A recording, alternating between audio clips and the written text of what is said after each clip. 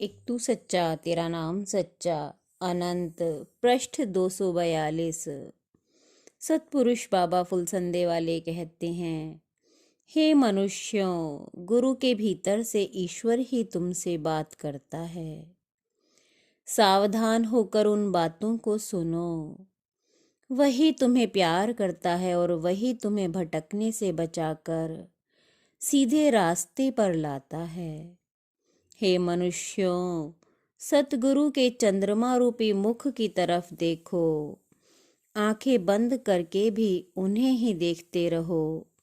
तुम्हारे रोम रोम में उजाला हो जाएगा।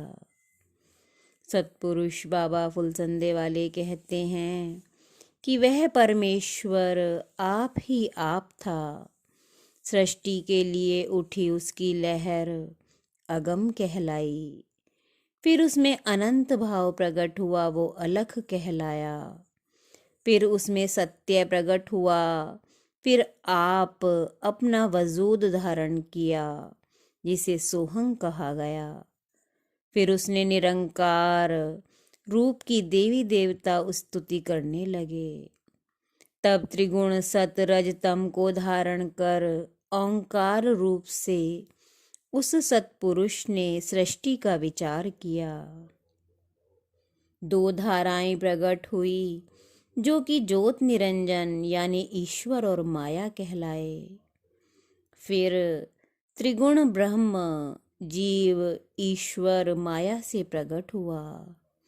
फिर 5 तन्मात्रा शब्द रूप रस गंध स्पर्श मन बुद्धि चित्त अहंकार ज्ञान अज्ञान जीव में प्रकट हुआ। 5 तत्वों में से 33 करोड़ देवताओं को महाकाल ने प्रकट किया। फिर ज्योतिर्लिंग से शिव, शिव से विष्णु, विष्णु से ब्रह्मा, ब्रह्मा ने अपने मन से सूर्य चंद्रमा तारागण पृथ्वी को प्रकट किया। 3 प्रकार की अग्नि प्रकट हुई, जिससे देवता दैत्य और मनुष्य प्रकट हुए। सूर्य से यमराज मनु फिर मनुष्य प्रकट हुए। 84 लाख सिद्ध हुए, जिससे 84 लाख जून प्रकट हुई।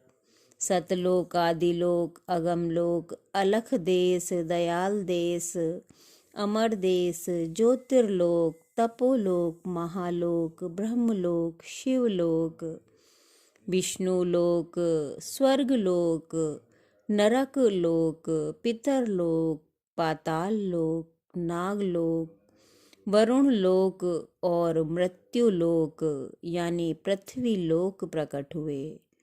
और हर लोक में अलग अलग प्रकार की रचना रची। वास्तविक सनातन मार्ग एक परमेश्वर की आराधना करना है। नमस्कार सब देवताओं को है, किंतु आराधना परमेश्वर निरंकार की है, जिसकी स्तुति में तमाम देवता फरिश्ते तमाम चराचर और जमीन आसमान लगे हैं, ना कि देवताओं और केवल मूर्तियों की पूजा में लग जाना। ये मूर्तियां तो हमारे पुरखों और पितरों की हैं, इन्हें नमस्कार है। जो इन्हें नमस्कार नहीं करते वो भी भाग्यहीन रह जाते हैं, किंतु आराधना उस परमेश्वर की ही है। एक तू सच्चा तेरा नाम सच्चा।